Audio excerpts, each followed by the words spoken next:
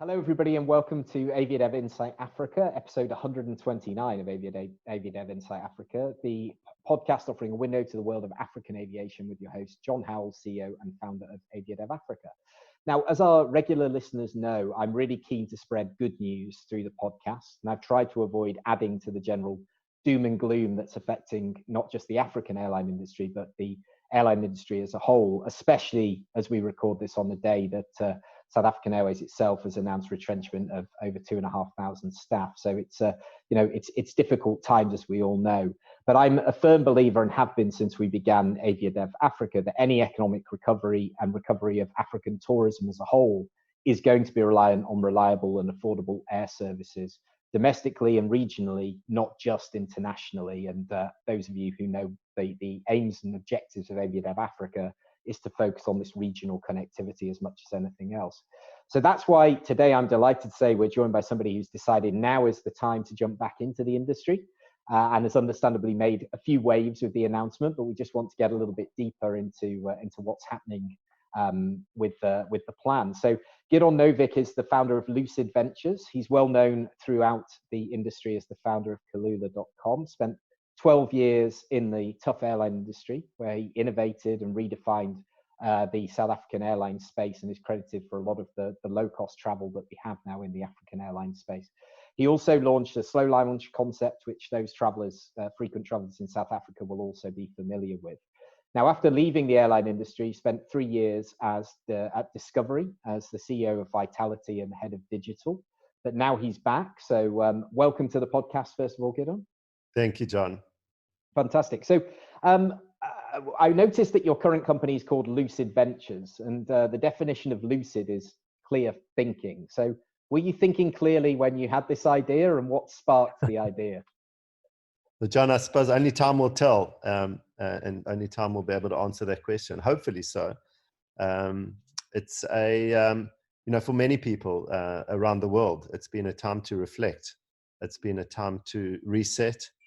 And it's really been, I think, a fundamental change in the world. And there's kind of two elements that I think are worthy of change. The one is a relook at the efficiency of the world and the efficiency of things and how they operate, and at an individual level, how we manage our.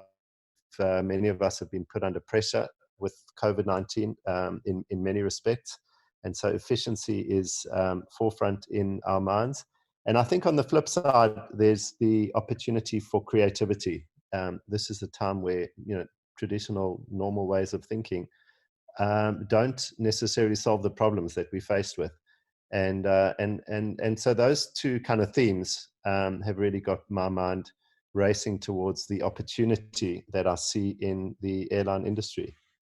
No, I think that's great. And COVID and any of these kind of issues that our industry faces, or any industry faces at any time, you have two options. They're like a wave coming. You can either ride the wave, grab your surfboard, or you can get washed over by the wave. And you've got one of those two options, and there is no opportunity to stand still. If you do, then you're going to get washed away. So to get into that a little bit deeper, why is now the right time to launch an airline in SA? Well, there's been an industry reset globally. I don't know what proportion of airlines are in some kind of difficulty, but it's certainly the majority around the world, and it's no exception in South Africa. And then on the input side, obviously it's opportunistic in terms of the availability of all the key inputs into an airline, starting with aircraft, facilities, and obviously, really, really high quality people. And fortunately, many people that I know and have had incredible experience with many years ago that are really keen to get back into the industry.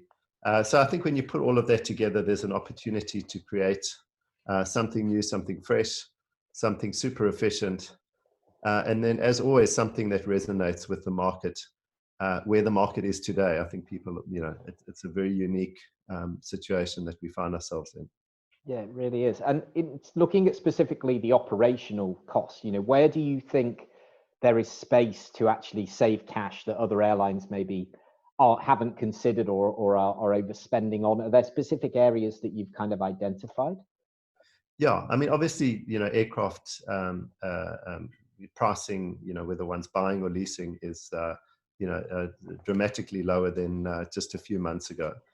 So starting off with that, throughout the operation, I think from a facilities point of view, there are very high quality maintenance facilities available, and one can, obviously get the requisite pricing in that regard. So across the board, I've also, from my experience, kind of found that that airlines tend to become less efficient the bigger they get. It's one of those. And without getting into a theoretical discussion, it seems like there are serious diseconomies of scale in the airline industry. So there is something super efficient about being small, and certainly starting off small. And then really importantly is this idea of flexibility. The market has never been, in my view, as uncertain as it is now in terms of where demand is going to be in the short term, the medium term, and in the long term. So I think a flexible model, one that really is able to adjust to market demand, is critical. And as you'll know, airlines are very often stuck in the supply-driven world, where they have their fleets, they have their infrastructure, they have their crew, and they have to fly regardless. And that can be extremely expensive and extremely damaging. And then the last point, just around financing and specifically debt. I was in the industry, as you may know, with my father for many years. He spent 50 years building Comair into a great success. And one of the principles which I kind of sort of understood, but really got to understand the older I got, was the incredible damage that leverage can do to a business, and particularly a business as volatile as an airline business. So I think really staying away from debt is absolutely key to the business model as well. Yeah. So talking about debt, many of the people listening and watching this will be from OEMs, will also be from lessors, potentially aircraft sales as well. So you're saying no debt. So this implies that you're looking to purchase aircraft outright. And so can you give us a bit of insight into, is that the way forward, and what type of aircraft, just so we can strike some off the list if there's some that I'm sure they're all knocking down your door to speak. I've had some really great approaches from the OEMs, and I really appreciate all the all the attention and the effort. I think just to put that to rest, really, we won't be using new aircraft to start. We will be using used aircraft. I think that's the opportunity for now.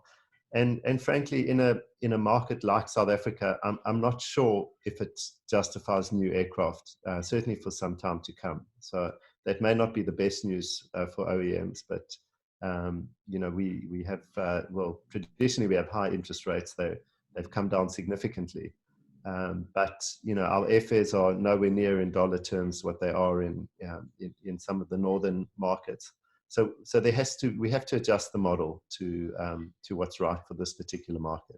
So it will be used aircraft, whether it's purchased or leased. We'll certainly be starting off with used aircraft. Okay, that makes sense. And what about, there's a term that's been very fashionable the last few years, which is all about right sizing. And I want to talk to you a little bit about the market dynamics and the forecasting and your plans for the business. But would you consider regional jets or even turboprops that would pitch themselves as being the right size for the market, or are the routes that you're looking at the correct for a narrow body aircraft? Yeah, and I mean, I can.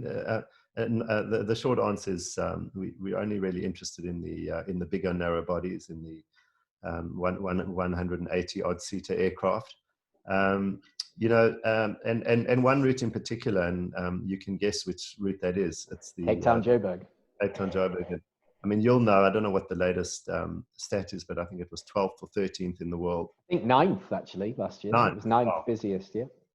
So it's a proper route. It's a good distance. You can't easily drive between the two cities. It's got a great mix of traffic. It's also a route that I know fairly well and have a great comfort level with. So that is certainly the starting route, and will be the focus of the business for some time. And obviously, it needs the bigger gauge. Be quite interesting to look at, not getting into a deep aircraft discussion, but the kind of A321 kind of size, or the bigger, what's it, the 900. That's quite an interesting aircraft, but again, the new ones are way too expensive for us. But it lends itself well to that kind of a route. So that's where we are. And do you see the traffic here being leisure or business? Because obviously it's a big business route at the moment, or it has been traditionally. What do you see the mix there, and how do you see? Obviously people are talking a lot about business travel being affected by what we're doing now. Conference calls wherever possible. How do you see that dynamic changing?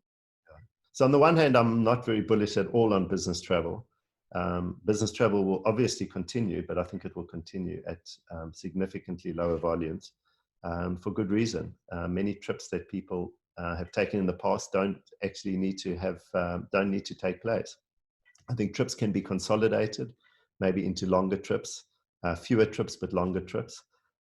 So I think that's a reality we need to get our heads around. At the same time, an interesting thing for me is, the distinction between business and leisure is it's a bit vague now, particularly with COVID. We're working at home, and our kids are, running around, and, we're going on holiday, and, most of us go on holiday and we take our laptops and our phones and we work.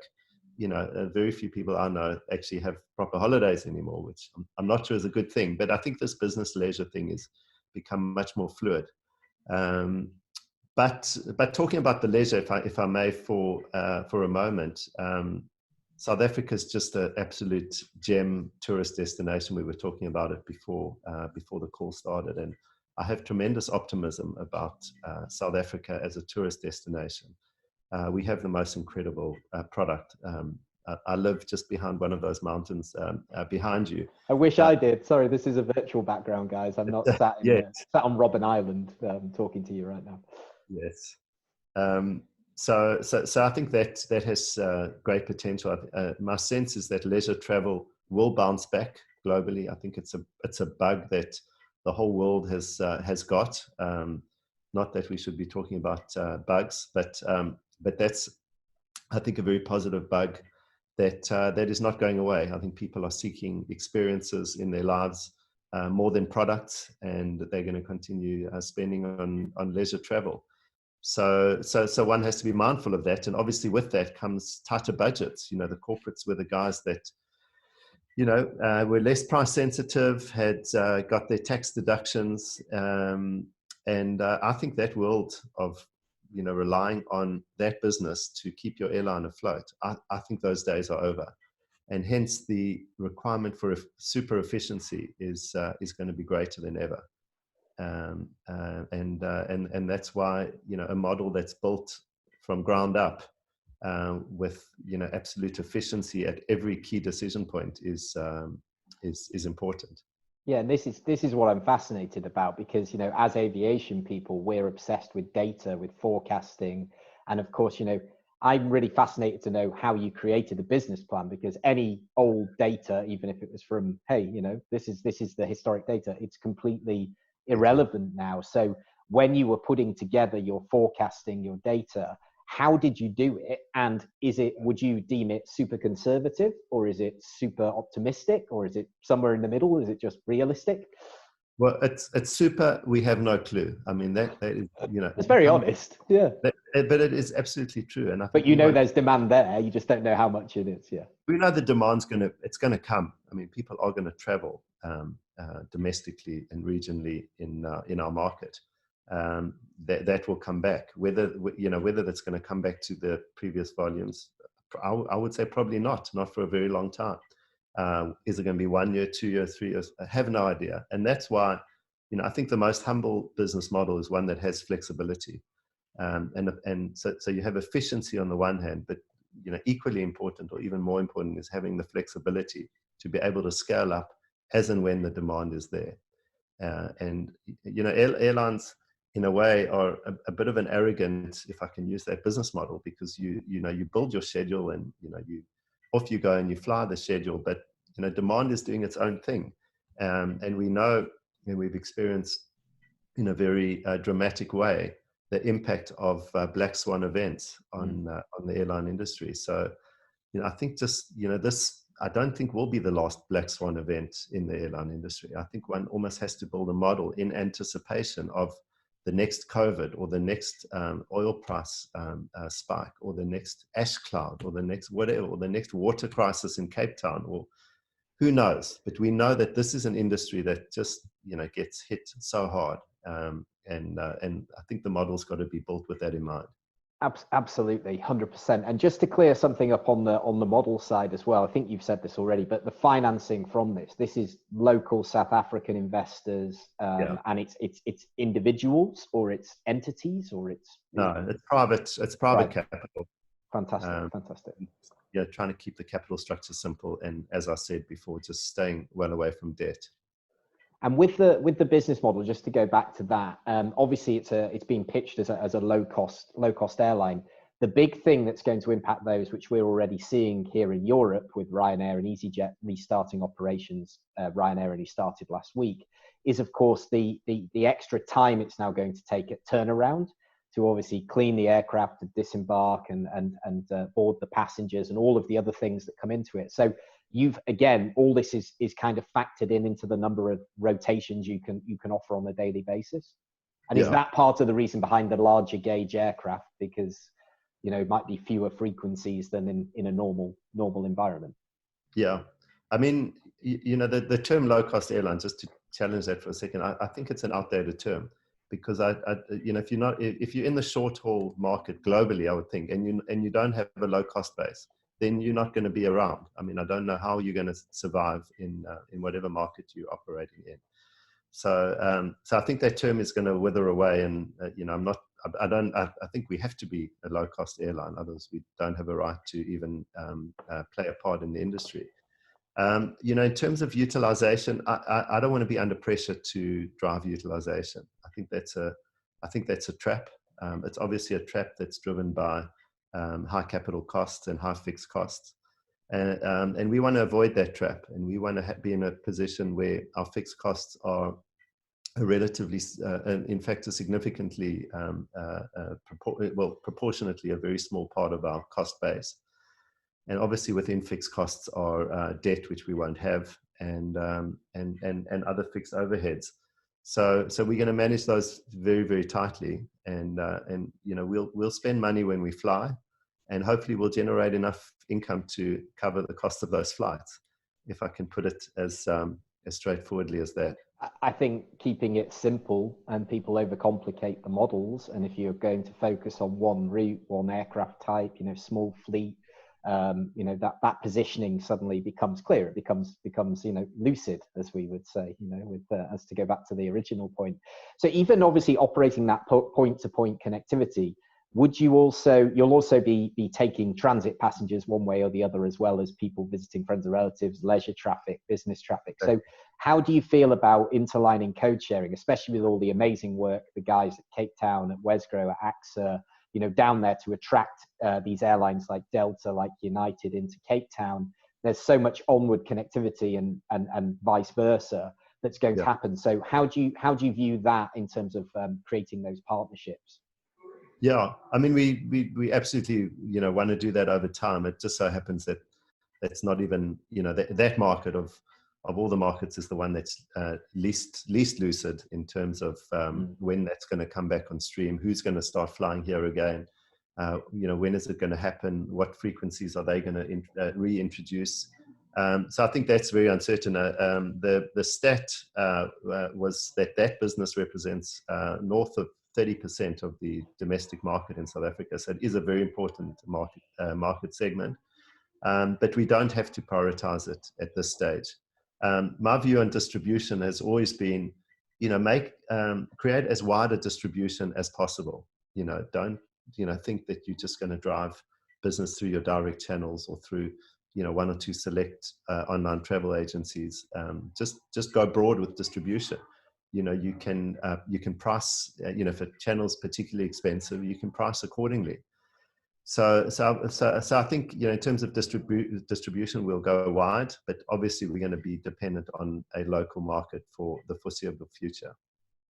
Yeah, I think I was going to ask about the sales and distribution, but you've answered that question, in terms of making it simple, I suppose, for the customer and to incentivize direct booking so you avoid those intermediary costs, but not to preclude from anybody else. I mean, we've done some work with airlines like FastJet, for example, and they were selling tickets at supermarket checkouts, at ShopRite, and basically wherever you can, you price accordingly, like you say, to reach the market that you want to reach.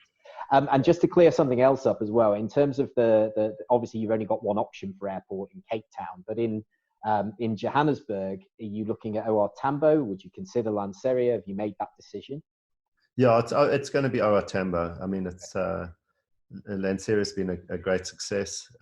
It serves a specific geographic market, but OR Tambo's got a much greater catchment area, and obviously has the connectivity down the line on the interlining. So yeah, and it's a great airport. I mean, OR Tambo's a fantastic airport. It works well, and that's where we'll be. Fantastic. So I've just got a couple more things for you. So you touched on, obviously a lot of this is out of, same as the interlining, it's out of your hands as to when these things can be put into place, because you've got to prove yourself in the market first for these partnerships, to come in. But how much of the launch, when do you plan to start? But how much of that depends on when South Africa opens, and are you hoping this will happen, for the summer season, for the Northern Hemisphere winter? That is obviously the time that you have this, although the beauty of the Cape Town Johannesburg route, from what I know, is it does have quite a consistent year-round demand. Timings and ideas from that side to get everything in place.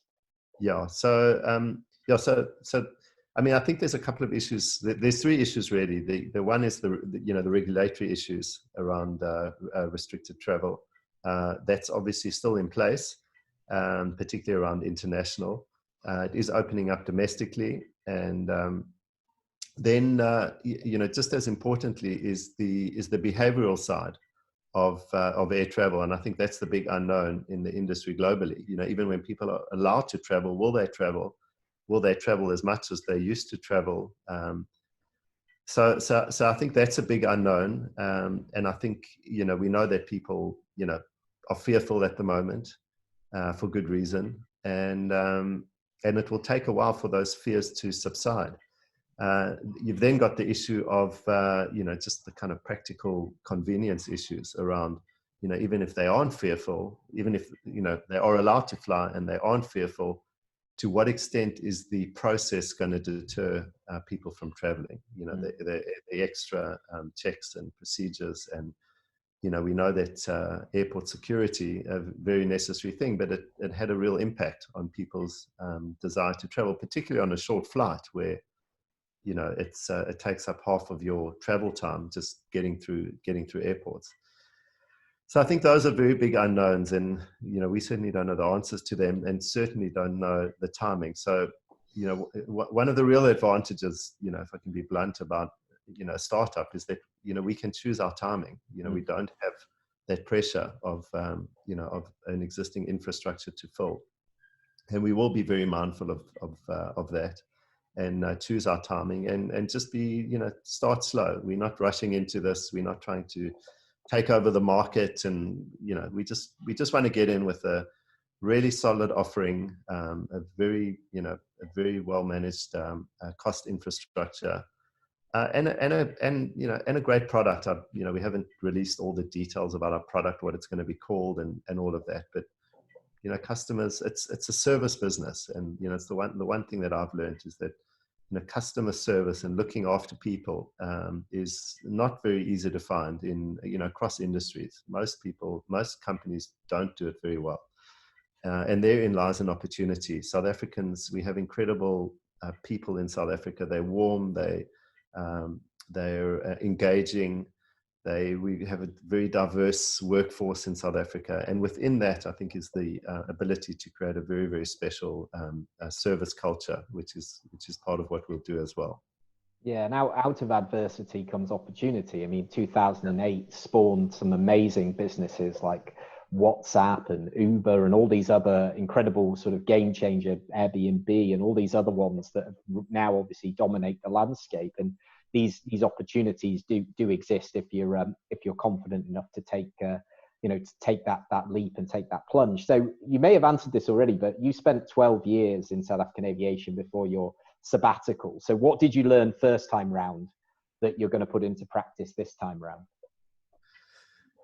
I think, one is, just to really be, this is a very difficult industry. I mean, it's, it needs no more evidence than the current scenario. So one, I think real conservatism in terms of the financial model and real, just really being aware of the risks and managing the risks, very, very carefully. That was the one lesson. I guess the second lesson for me, which is a lesson in business generally, is when you attract the right people, you can build a great business, and that's applies across the board, from the executive team that comes on board to the service operational team that comes on board.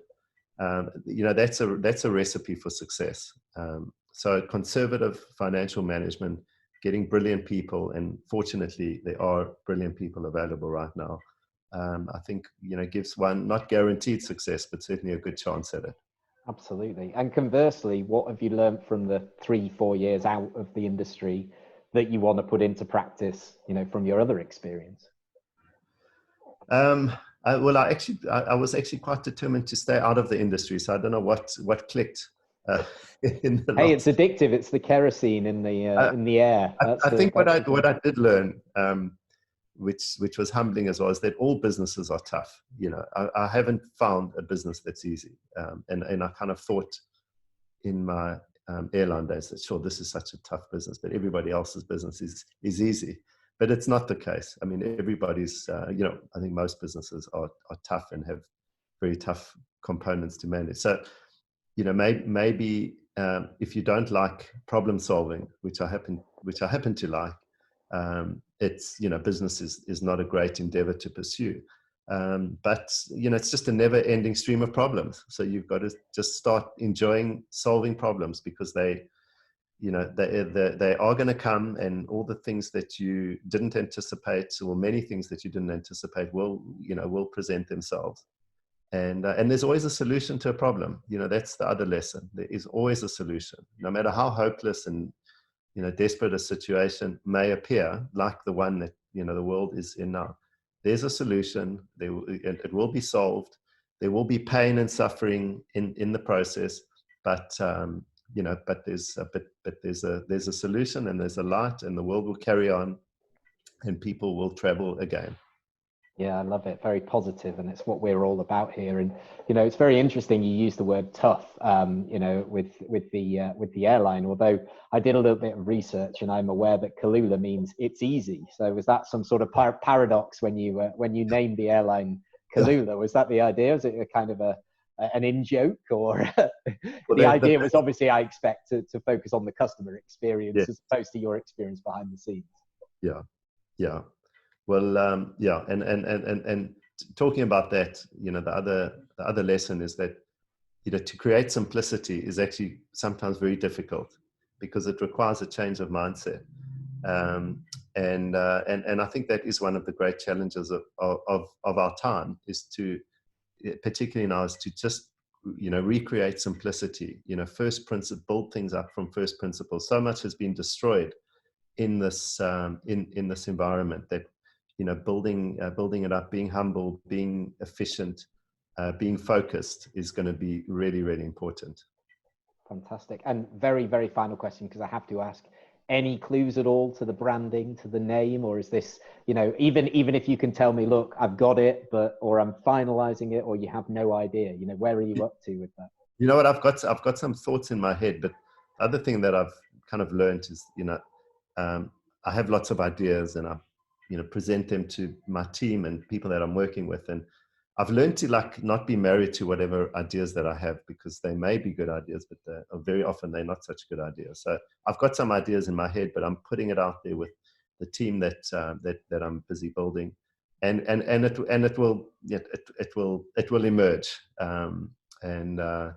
So we don't have a name yet, but it will be interesting. It will be interesting. Fantastic. It will be interesting. Well, on that, we'll let you go, but we really appreciate you taking the time to speak to us today. We're here to support, as I say, anything that's positive for African aviation. AviaDev is here to support and to spread the word. So I'm sure we'll speak again before operations start. Thank you so much for taking the time. We really, as I say, do appreciate it. Thank you to everybody out there for listening. Don't forget, you can subscribe to the podcast. Just search AviaDev Insight Africa. We have an app in the App Store. We have it in Google Play Store, also on Spotify, on Apple Podcasts. It's completely free wherever you are. Obviously, subscribe to the YouTube channel as well, AviaDev as well, and don't miss another episode. And if you enjoyed this, 2 things you could do for us. One is leave a review in the Apple Podcast Store. That would really help us get found. And the other one is hit that share button now and share this episode with one person that you think in the industry or somebody that you think would be interested in having a listen. And we'll be back with you for the next episode very soon. So thanks, Gidon. All the best with it. We'll be following it, and all the best. Thank you, John. Cheers.